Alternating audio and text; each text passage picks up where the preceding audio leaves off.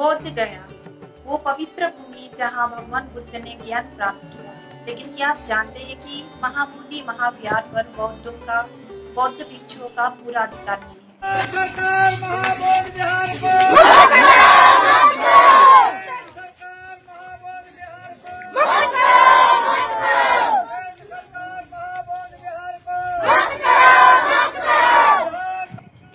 देश भर में से क्या बूढ़े, क्या बच्चे, क्या महिलाएं, सभी अपने अपने हाथों पर डॉक्टर भीमराव अंबेडकर और तथागत बुद्ध की फोटो लेकर इस आंदोलन का समर्थन कर रहे हैं।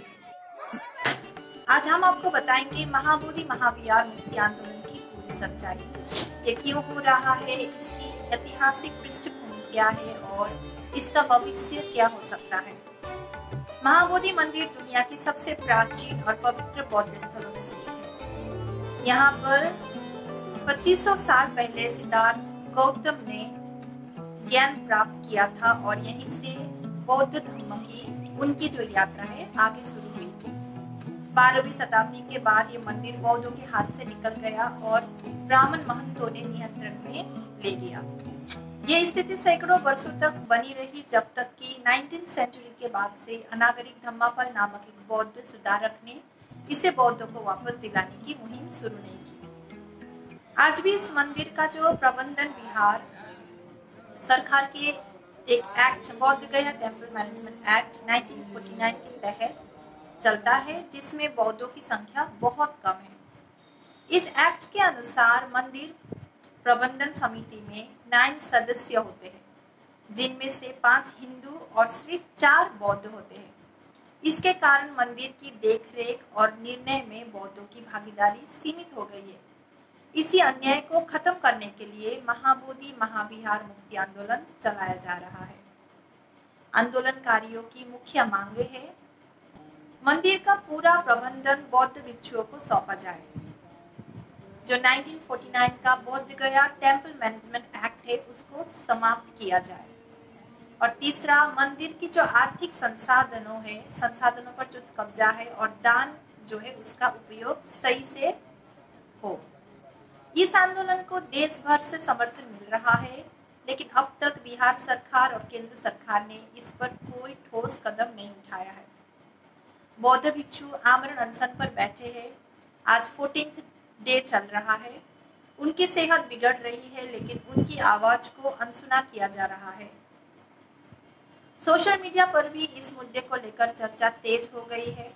फेसबुक, इंस्टाग्राम, ट्विटर में खास करके हैशटैग्स चलाए जा रहे हैं। ये निकलता तो ये देखिए किस तरीके से लगभग इसकी बनावट जो है हार्ड प्लास्टिक लग रही है। ये इसकी बनावट और इसकी बनावट में जो मटेरियल लगा हुआ है इसमें बिल्कुल अंतर। ये दिख रहा है कि आधुनिक दौर का है, आधुनिक समय का बनाया हुआ है। प्लास्टिक, हार्ड प्लास्टिक लग रहा है और ये जो है उस समय जिस मटेरियल से बना होगा वो ये है, तो बिल्कुल डिफरेंस है। और यहाँ पर स्थापित कर दिया गया है। तो जो मांग बुद्धिस्टों के द्वारा किया जा रहा है बाहर, वो बिल्कुल सत्य प्रतीत हो रहा है कि वो लोग एकदम जायज मांग को लेकर भूख हड़ताल कर रहे हैं। यहाँ पर प्रमाणित हो रहा है। प्रमाण दिखाने के लिए हम अंदर आए हैं और दिखा रहे हैं कि किस तरीके से बुद्धिस्ट विरासत को कब्जा किया जा रहा है। अब आइए आगे हम आपको दिखाते हैं। शिवलिंग है और शिवलिंग के ऊपर नाग है और इसी की लड़ाई चल रही है। इस महाबोधि विहार के बाहर जो बुद्धिस्ट लोग हैं वो आंदोलन कर रहे हैं, भूख हड़ताल पर है। इसी टेम्पल के अंदर का वीडियो वायरल हुआ है, जिसमें एक पंडा है वो गौतम बुद्ध के अलग अलग मूर्तियों को, एक जो लोग घूमने यहाँ पर आते हैं, जो टूरिस्ट होते हैं, उनको वो बताते नजर आ रहे हैं कि ये अर्जुन है, ये नकुल है, सहदेव है, युधिष्ठिर है, मतलब 5 पांडव जो महाभारत का कैरेक्टर है उसके बारे में वो बता रहे थे। वो ब्राह्मणवादी लोग थे जो बुद्ध के बारे में ऐसा बता रहे थे। ब्राह्मणवादी लोग ये भी कहते हैं कि बुद्ध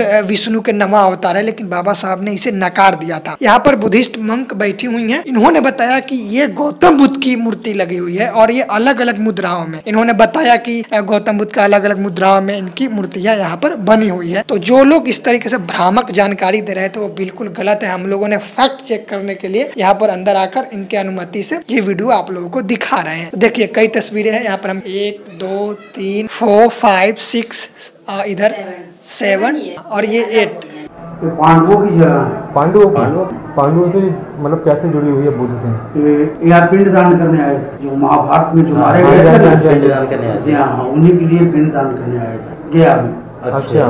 द्रौपदी हैं, हाँ जी। ये माता कुंती हैं, हाँ जी। ये नकुल हैं, ये सहदेव हैं, ये बीच में धर्मराज युधिष्ठिर हैं, ये भीमसेन हैं, ये अर्जुन जी हैं, अर्जुन जी का पुत्र अभिमन्यु है, ऊपर कृष्ण भगवान। अच्छा। लेकिन सवाल ये है कि सरकार इस पर ध्यान देंगे या नहीं। नमो बुद्धाय, जय भीम, जय भारत, जय संविधान, जोहार। साथियों, आप सब जानते हैं कि महाबोधि टेम्पल जो बोध गया में स्थित है, वो एक ऐसा महान और पवित्र स्थान है जहां तथागत बुद्ध को लंबे तपस्या के बाद ज्ञान की प्राप्ति हुई थी। और वहां उसके बाद सम्राट अशोक ने महाबोधि टेम्पल का निर्माण किया था। उस महाबोधि टेम्पल के अंदर आजादी के समय लगभग ब्राह्मणों का कब्जा था, लेकिन लगातार एक संघर्ष हुआ और उस संघर्ष में बौद्धों को महाबोधि टेम्पल का मैनेजमेंट पूरी तरह दिया जाए। तो जो बीटी एक्ट उस वक्त बना, उस बीटी एक्ट के अंदर ब्राह्मणों की संख्या ज्यादा थी। उसके बाद भी वो संघर्ष समय समय पर जारी रहा और लगभग अब से 25 साल 30 साल पहले भंते सुरई ससई, जो एक जापानी भिक्षु हैं और नागपुर के अंदर रहते हैं, उन्होंने लंबा संघर्ष किया और उनके साथ मिलकर हम लोग समता सैनिक दल के रूप में और तमाम संगठनों ने मिलकर संघर्ष किया और बीटी एक्ट में कुछ बदलाव हुए, जिसमें आधे पंडे और ब्राह्मण और आधे बौद्ध भिक्षु उसके मेंबर बने। लेकिन सवाल यह पैदा होता है कि क्या किसी दूसरे धर्म के स्थल पर मैनेजमेंट कमेटी में किसी अन्य धर्म का व्यक्ति हो सकता है? क्या राम मंदिर टेम्पल ट्रस्ट जो इन्होंने बनाया, क्या उसके मैनेजमेंट में किसी अन्य धर्मों के लोगों को रखा? साथ ही साथ जितने भी देश के अंदर मस्जिदें हैं, क्या उनके मैनेजमेंट में मुस्लिम समाज से लेकर किसी दूसरे धर्म के व्यक्ति को मैनेजमेंट में रखा जाता है? क्या हिंदू मंदिरों में मैनेजमेंट कमेटी में किसी दूसरे धर्म को रखा जाता है? क्या चर्च के मैनेजमेंट में ईसाइयों से अलग किसी दूसरे धर्म को रखा जाता है? क्या गुरुद्वारों के अंदर सिखों से अलग किसी दूसरे धर्म के लोगों को मैनेजमेंट कमेटी में रखा जाता है? जवाब है नहीं रखा जाता। तो फिर महाबोधि टेम्पल महाविहार, जिसमें पूरे दुनिया के बौद्धों की आस्था है, भारत के बौद्ध लगातार बीटी एक्ट में अमेंडमेंट करने की मांग कर रहे हैं। ऐसी कौन सी मजबूरी है बिहार सरकार की और केंद्र सरकार की जो इस एक्ट में अमेंडमेंट नहीं कर रही है? क्या कारण है? पिछले 12 तारीख से लगातार क्रमिक भूख हड़ताल जारी है। अनेकों बौद्ध भिक्षु और बौद्ध मतावलंबी उपासक एवं उपासिकाएं लगातार भूख हड़ताल पर वहां बैठे हैं, लेकिन सरकार के कानों पर जूं नहीं रंग रही है। क्या सरकार इतनी तानाशाह हो गई है? क्या सरकार को बौद्धों की आस्था की कोई फिक्र नहीं है? क्या तुम्हारी आस्था आस्था है, हमारी आस्था की कोई वैल्यू नहीं है? यह नहीं चलेगा। आप लोग कर क्या रहे हैं? एक तरफ आप एक मस्जिद को तोड़ते हैं यह कह के कि यहां राम मंदिर था, जबकि वहां खुदाई में जितने अवशेष मिले वो इस ओर इशारा करते हैं कि वहां साकेत नगरी थी जहां पे बुद्ध के सारे अवशेष मिले। लेकिन उसके बावजूद हम चुप रहे। आप लोग देखें कि आप पूरा का पूरा सरकार और पूरा कोर्ट सब उनके साथ हो गया और वहां बाबरी मस्जिद तोड़ी गई अवैध तरीके से और मस्जिद मंदिर बना दिया गया। हमने सोचा चलो कोई बात नहीं है, झगड़ा खत्म हो। लेकिन आप अगर अपने उस जगह पर जहां कभी बौद्ध विहार हुआ करता था, जो साकेत नगरी थी, वहां आपने मंदिर बना लिया, लेकिन यह महाविहार बौद्धों की आस्था का केंद्र है। आप बौद्ध लोगों को इतना कमजोर मत मानो। माना कि बुद्ध ने दुनिया को शांति और मानवता का संदेश दिया। यह भी सच्चाई है कि दुनिया को समता, स्वतंत्रता, बंधुता, न्याय, प्रज्ञाशील, करुणा और मैत्री का मार्ग तथागत बुद्ध ने दिलाया। यह भी सच है कि हम लोग अहिंसावादी हैं, लेकिन इसका मतलब यह नहीं है कि कोई हमारे ऊपर हमला करे और हम चुप रहेंगे। इसका मतलब यह भी नहीं है कोई हमारे धार्मिक स्थलों पर कब्जा कर ले, हम चुप रहेंगे। मैं पूरे भारत के बौद्धों से निवेदन करता हूं, मैं भी बौद्ध गया आ रहा हूं बहुत शीघ्र। आप लोग भी बौद्ध गया आइए या अपने अपने राज्य में बीटी एक्ट को पूरी तरीके से रिपील करने और महाबोधि टेम्पल का पूरा मैनेजमेंट बौद्धों को दिया जाए। इसका आंदोलन को अपने अपने राज्य में तेज कीजिए, अपने जिला मुख्यालयों पर तेज कीजिए। इस लड़ाई को तब तक लड़ना पड़ेगा जब तक महाबोधि टेम्पल का पूरा मैनेजमेंट बीटी एक्ट को रिपील करके बौद्धों को नहीं सौंप दिया जाता। मैं नीतीश कुमार जी से कहना चाहता हूं और नरेंद्र मोदी जी से भी कहना चाहता हूं कि तुरंत आप इस ओर संज्ञान लीजिए और तुरंत अतिशीघ्र कार्रवाई कीजिए। इस एक्ट को तुरंत रिपील करके अध्यादेश लाकर, जब तक कि आप एक्ट बनाए तब तक अध्यादेश लाकर इसका पूरा मैनेजमेंट बौद्ध लोगों को सौंप दीजिए, अन्यथा पूरे देश में बहुत बड़ा आंदोलन चलेगा। हमारी शांति को और हमारे प्रेम भाव से जिस तरह हम डिमांड कर रहे हैं, इसको आप अन्यथा ना लें। हम लोग इस लड़ाई में हर प्रकार की कुर्बानी देने के लिए तैयार हैं। और मैं तमाम बौद्धों से कहना चाहता हूं, तमाम अम्बेडकरवादियों से कहना चाहता हूं, आप लोग शांति प्रिय तरीके से इस लड़ाई को लड़ें, लेकिन हर प्रकार की कुर्बानी देने के लिए तैयार हो जाए। मैं खुद भी कुर्बानी देने के लिए तैयार हूं। हम सब लोग मिलकर मां बोधि टेम्पल को मुक्त कराएंगे।